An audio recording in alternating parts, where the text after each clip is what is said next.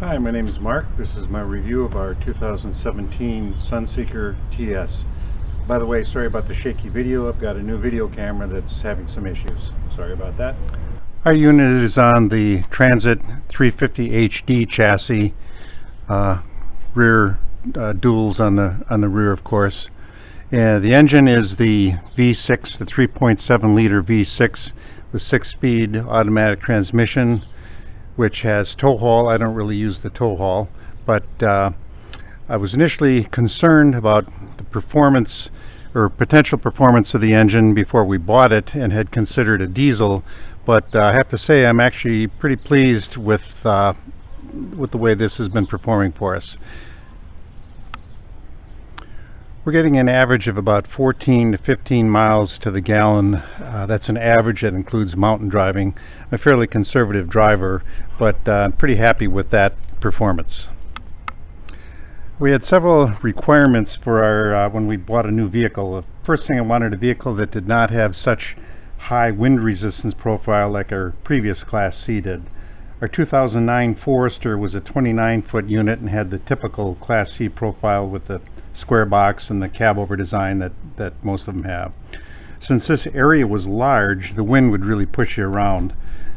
Force is equal to pressure times area if you want to do the math, so it didn't take much wind, which is the pressure, to hit the side of the unit, which is the area, to push the vehicle around the force. So we chose this particular unit for several reasons.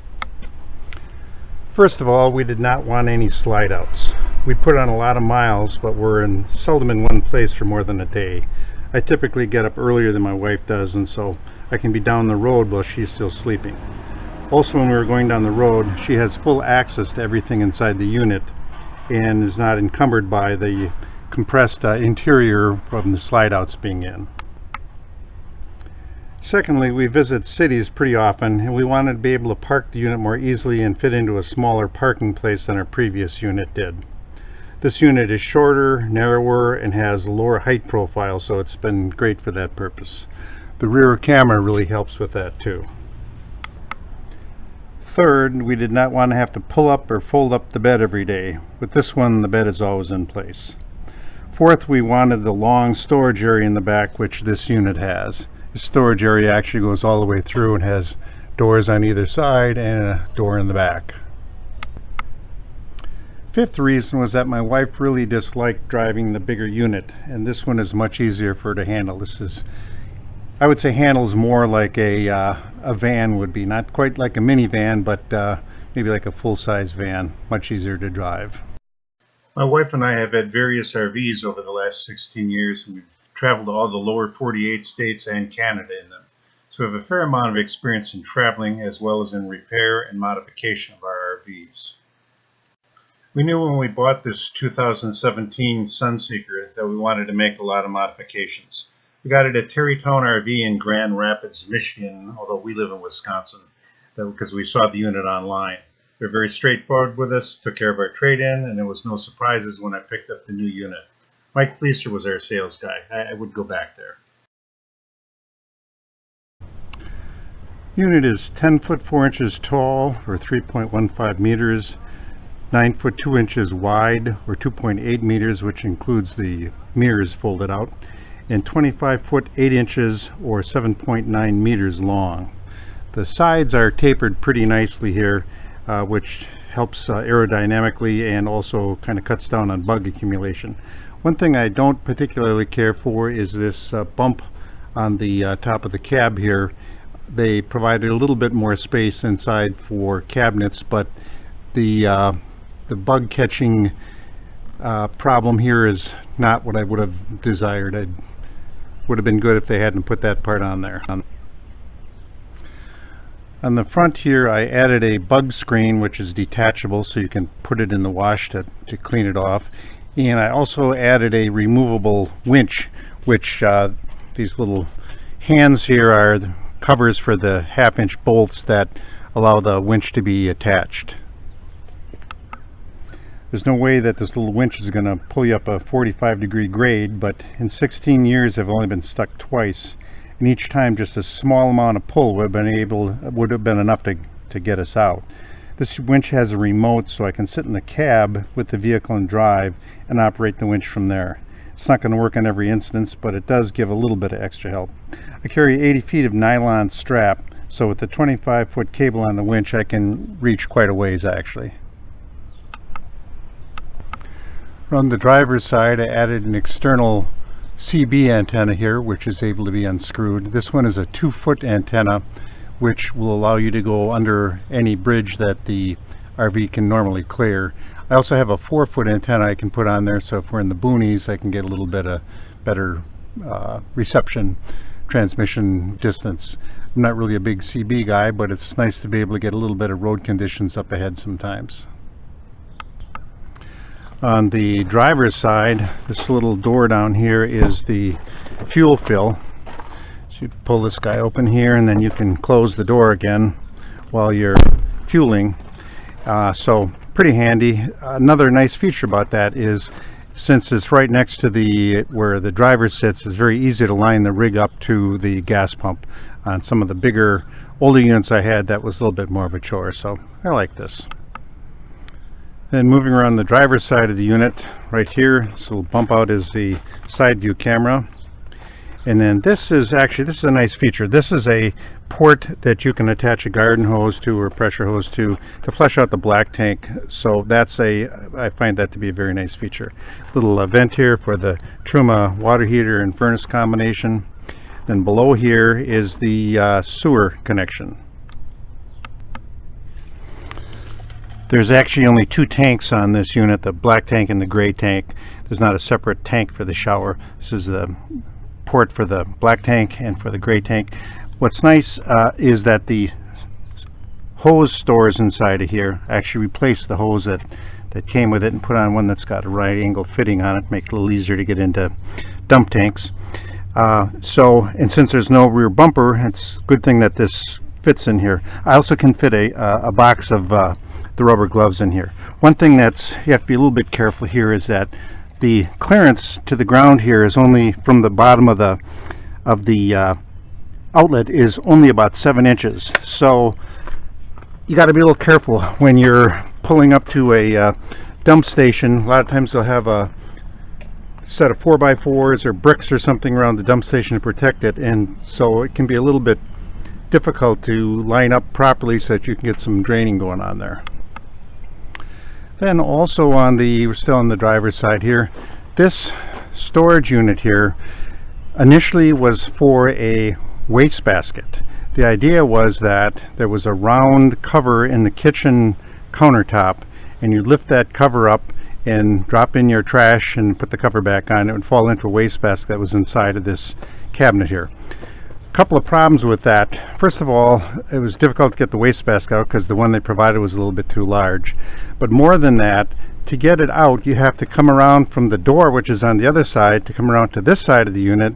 Then you have to get out your key and open this lock here, and then open this, and then open that just to get the wastebasket out to dump the wastebasket every morning. So the other thing was that the lock that was on here was the 751 lock, the CH751 lock that everybody and their brother has on their RV, so anybody could get into your compartment there who wanted to. So I changed that lock out to be the same as the other storage locks, and I changed the one on the little shower door there too, so that we only now have one key that opens all the outside storage bins. There's one less key in my pocket.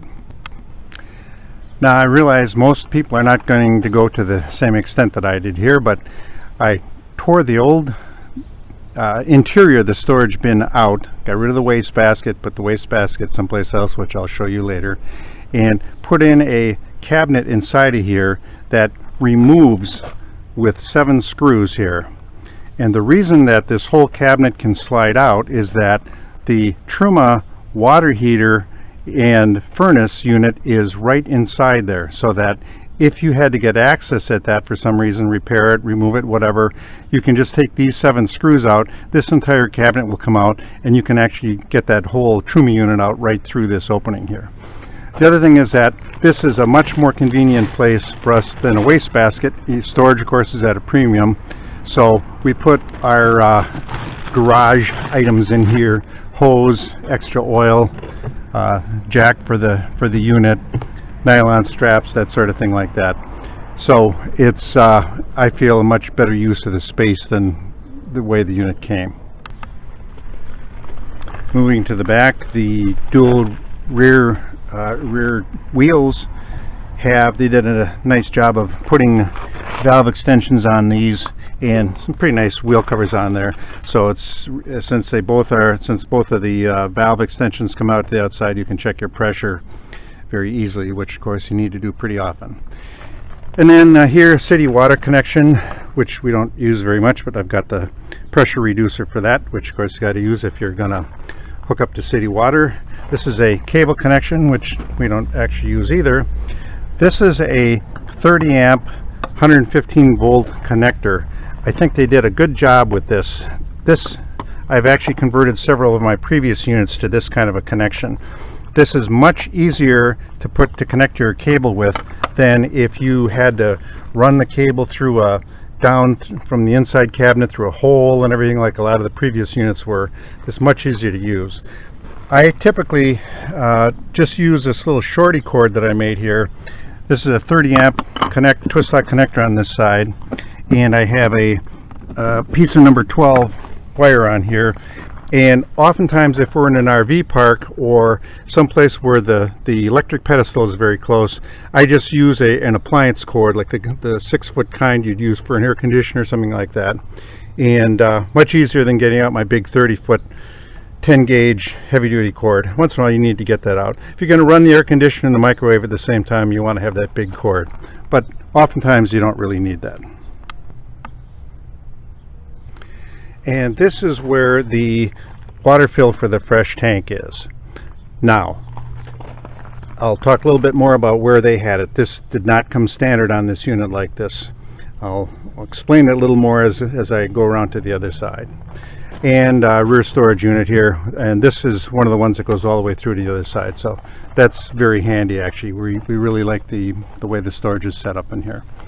Underneath here is the on-end generator. By the way, when I replaced the locks to be matching with all the other bins, I bought a couple of these keys with it, which are kind of nice to have a little light on the key at night when you're going out to get things out of the bin. And then underneath here we have the on-end generator. It's a 2800 watt unit, standard on-end RV generator. It's actually pretty loud. It's kind of annoying. I don't really use it because I've got a 2000 watt inverter, so unless we're someplace where we really need to run the air conditioner with the generator, I don't really use it because it's pretty disturbing to the neighbors. The roof here. First of all, in front there is the Max Air cover for the Max fan inside. Adjustable fan, powered fan, very nice. TV antenna here. This wire right here, if you see there's a little loop in here. When we got the unit, there was a big hoop in this wire, which of course is a real good target for going underneath a pine tree or some other tree as you're pulling into a campground and tearing the whole thing out of the roof and having a big leak there. So for now I just put some tie wraps on that. However, I'll have to take that all back open and reseal that and re-terminate that and everything. That was done real poorly. That white excuse me, that white post that you see there is our antenna for our internet. It's a omnidirectional boat antenna, wire-eng antenna. Then the air conditioner and vent for the shower. Skylight is over the shower. That skylight is very thin material. I would hope to replace that at some point. And then 2 additional max vents, one for the bathroom fan and one for the bedroom, or the bathroom vent I meant to say, and the bedroom vent. Those were not on there. I added those to protect those vents because they're pretty vulnerable. Moving on to the back of the unit here, you can see the rear taillights, LED taillights, directionals, and the backup lights there. And the plastic device, it looks like a bumper. It's really not a bumper. I'll talk more about that later. Then there's a access for the center bin in the back, or the bin that goes all the way through, which is kind of nice to be able to get in here. And you can't fit real large things in through this way, but get in, shuffle things around, and so forth. And nice to have that access back there. These latches here are called slam latches, and you really do need to slam them to get them to close. Helps keep them lubricated well too. Little holder for the door, hold the door up. Then on top, LEDs for the clearance lights, little hood area there.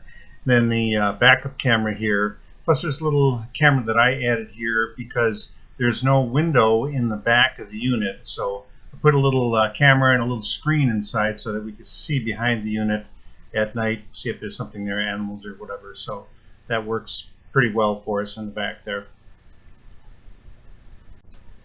Here's another real fun thing they did.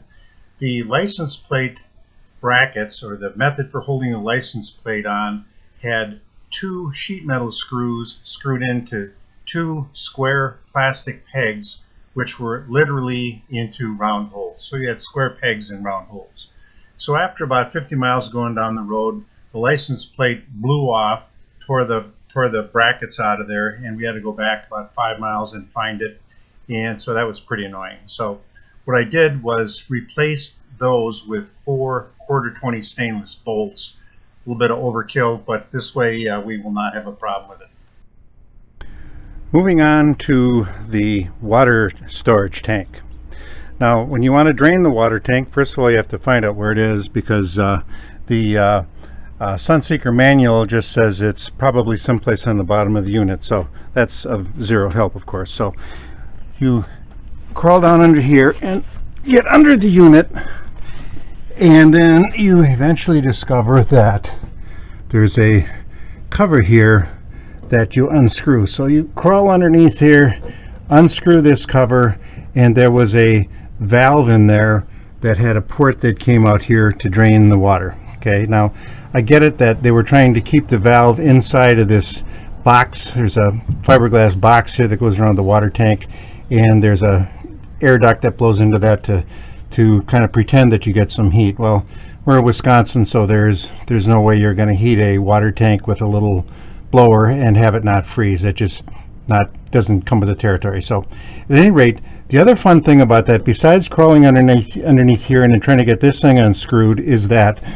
when they attach this, they put sharp sheet metal screws up here that screwed up into this tank. So when you reached in to get the valve, of course the sheet metal tears the hell out of your hands as you're trying to get the valve unscrewed. So very poor, very poorly done, very annoying. So what I did was to move the valve to the other side of the tank. I'll explain why it's on the other side of the tank in a minute, so that all you have to do is to reach into here and flip this and you can drain the tank. Now it's out, it's more exposed to freezing, I get it, but this is not a unit to use in the winter anyway. You're typically not going to be using your freshwater tank in the winter. I additionally added a solenoid, 12-volt DC solenoid valve inside this tank. It's a normally closed valve, so when you energize it, you can drain the tank from inside the unit as you're going down the road. Typically when you're coming home on the last day, whatever 100 miles, whatever, you don't need to be dragging 25 gallons of fresh water at 8 pounds a gallon with you. So I added that so we can drain it from inside, so we don't have to get out and deal with that. Another thing that comes under the heading of saving money and trying to have the unit be lower cost, and I understand all that, but if you do have any kind of problem where you need to get pushed or pulled from the back, or for some reason a tow vehicle could not get at the front of your unit, you're basically screwed with this vehicle. This is a piece of plastic here. It looks like a bumper, but it is just a piece of plastic, and it'll crack the rest of the body if you push on it. Okay, so what I did to serve a couple of different purposes is I added a aluminum extrusion frame bracket underneath here that's attached to the frame on the top here, and this does a couple of things. One thing it does is it protects the bottom of the water tank, which can otherwise, if you go over a sharp grade coming out of a gas station or wherever you happen to have a sharp cut going into some place, you can hit the bottom of this tank, and of course if you hit the bottom of the tank, you'll just tear this thing to pieces. So this unit protects for that. We've actually hit this a couple of times, and I'm pretty doggone careful, but nonetheless, that has saved us a couple of times, so it helps for that. Another purpose that it has is that since there's no way to tow the unit from the back, even if you attach something to the spring mounts in the back here and pulled it, you'd still be pulling up on this against this plastic fake bumper thing here, of course, and you would tear the hell out of that. So to accommodate that, I have nylon straps, and I can put one on either side of the hinge assembly near the axle there, and bring those two straps back out through here, one on each side, and then those can be attached to a tow vehicle. And then to make sure that those straps wouldn't slide off of here and hit this, I just provided a hole in here with a couple of bolts, and actually the bolts that I have to go in there are 1/2-inch bolts. This is a 1/4-20, but just for demonstration purposes, so that if the tow strap's against here, it can't slide off of here and then bang up into here. So just one more thing that you don't get with the unit, but if you want to not have a problem when you're 1,000 miles away from a service facility, you have to take care of yourself. Let's look at the passenger side of the vehicle. Starting in the back here, here's the other side of the storage bin that I talked about earlier, that feature that we like real well. And this bin actually goes all the way through to the other side here. Pretty nice area.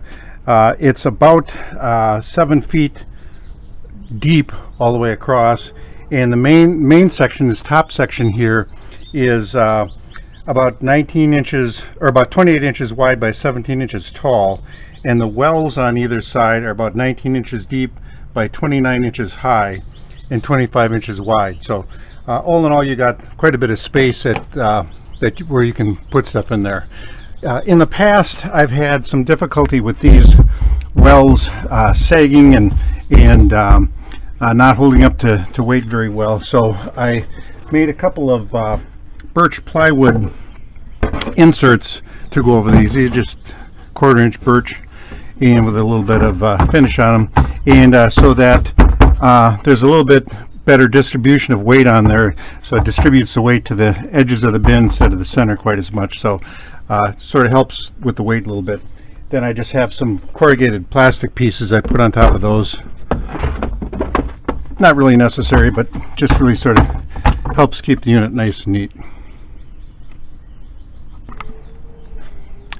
And there's a light on the top on either side, so that's handy at nighttime. LED light. Very nice to be able to have the option to store things in different configurations. This part of the bin goes through. I'll show you in just a second where that attaches to the next bin down the line here. Okay, here's the next bin down the line. This is a area where very handy. I mean, I keep my toolbox in here and a couple other spare items and so forth, and as I mentioned, connects to the other one in the back, so that's very handy as well. This is where the factory decided to put the water fill. Okay, now a number of sins with this. First of all, I have never ever seen a water fill on the passenger side of any RV, unless there was a mistake of some sort, or it was a very non-professional campground of some sort. But at any rate, so that was a problem in and of itself. So another problem with this was that the way they had the line that goes from the fill to the tank, they had such a sharp kink in there that and a 90 degree connector on it, that you could not fill this tank by gravity. You had to insert a garden hose through there, snake it in until it was in the inside of the tank, so you had a garden hose fitting on the outside, and then fill it from another hose. So really annoying, very poorly done. Here again, one of those things where whoever put that in has never really stayed overnight in an RV, in my opinion. So what I had to do was to take that off, take the cover off the tank, drop the straps off, reverse the tank, put a new one of these connectors that I showed on the other side here, so that you have a new fill port that's in the area where it belongs, and plumb it so that it was able to be filled by gravity in case you don't have a water hose, in case you're filling with a a bucket or something, areas where you don't have a lot of water access. So that took a great deal of doing, and I was not happy about having to do that. In general, I think most people would just put up with having the hose jammed in there, but that didn't work for me. I wanted something that actually worked right. Next thing we have here is this is a propane connection, and so that you can connect to your propane tank for your grill or whatever. I guess those are all the rage nowadays. I don't know. I don't really use that. So I have try to cook on the fire outside when we can. I do have a Coleman stove too. But then we come to this mystery hole here. Okay, now what might that be? Well, let's look in the manual. Oh, that's right. The manual doesn't show that either. So call the dealer. Well, most dealers don't know what it's for either. What it's for, which we found out, is that it's to access the winch that lowers the spare tire. We found that out because the Hankook tires that came on the unit had a large piece of tread blew off at about 9,000 miles, and fortunately the tire didn't go flat, but of course we had to get that taken off and get it replaced. And in so doing, fortunately this happened in a shop, so we were able to figure out where this thing was located here. So since nobody seems to have a tool to go in there, none comes with the unit, of course, and since this is a transit connection, very few dealers really understand what this is or how this works. Now normally this winch would be accessed from the back of a tailgate of a transit where you have easy access to it. You can stick in your square jack and just lower the spare tire with the winch, no problem. But since this is buried up underneath here, and I realize you're not going to be able to see where this is up under here, but it's all way up under the center of the tire there, you need to have a tool that will get all the way inside there. So what I did was to use a 3/8 inch ratchet with 3 10-inch extensions on it. And the reason for the 10-inch extensions are they then can come apart and fit in my toolbox. And then on the tip of this I have a 3/8 to 1/2 inch converter, and this 1/2 inch fitting will fit into the receptacle on that winch to lower the winch. So sound like a hassle? Yeah, it was a big deal trying to figure that all out, but at least now I know and you know.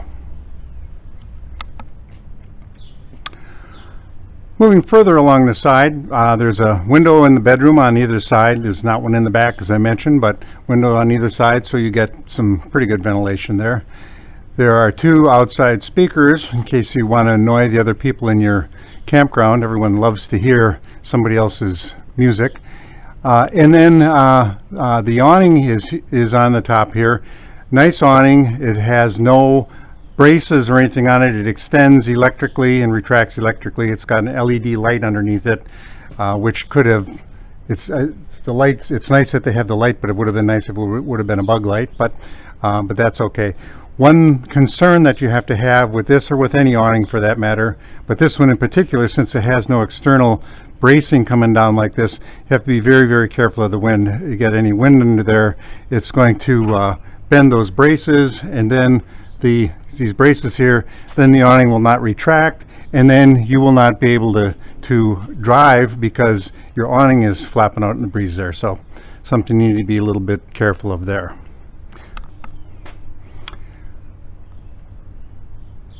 Okay, then we move along on the side. We have a porch light there, which is nice. There's a good grab handle on it. They did a nice job with that grab handle for the door, getting into the door. There is a solar connection here. If you want to put solar connectors on the roof, I haven't really had the need for that, but then you have your cable connection and a 12 volt outlet here, 12 volt DC outlet, and 215 volt AC outlets here. This bin here is very handy, nice size cabinet inside of here, and it's where I keep my Coleman stove, and basically outdoor cooking kind of stuff goes in here. But when we got this, the door that was on it only came to about here. Okay, so I had to take that door off, cut the opening larger and put this door in. Now the reason that they did that is that there's a vertical brace here that is part of the frame. Okay, I get it, cost and everything, but it really made that cabinet there, or the storage bin inside there, close to being useless because the door was so small. So when I did cut this in, I did have to reinforce the frame on both sides to make sure that the integrity of the strength of the unit was maintained, but now we actually have something that works here. One small item I forgot to add is that the power for these outside 115 volt receptacles is actually fed from the bathroom, because there's a GFI receptacle in the bathroom. So if this power is off and the other power inside your coach is on, that is where you would want to look to see if that GFI is tripped. Continuing along the side, we have the door to the coach. I'll show a little bit more about that in a little bit. And we have a window here, that narrow window, but opens, has screen on it, so that's kind of nice. And then this is the propane access area here. It's just flips up and got your tank underneath there. One thing that had to do here is that, a little hard to see on here, but they didn't fit up the body real well here, and the arm that they had on the back of this latch here was too short. So I had to replace this arm with a longer arm so that the device that is supposed to close it would actually in fact close it. So that's what we got on there now. A couple of people asked to see the engine compartment, so I added this in. Not too exciting.